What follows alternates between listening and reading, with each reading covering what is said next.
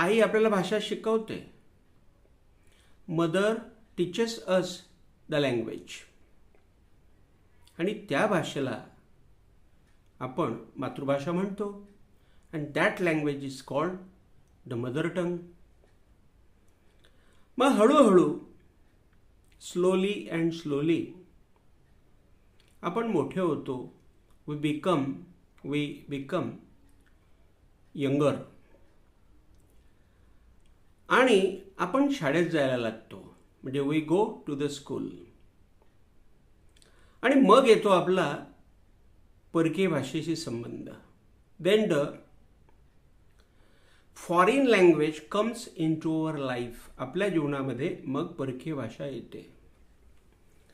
म्हणजे परकीय भाषा आणि मातृभाषा, the foreign language and the mother टंग, ह्या दोघं बहिणी आहेत. दिस टू आर द सिस्टर्स.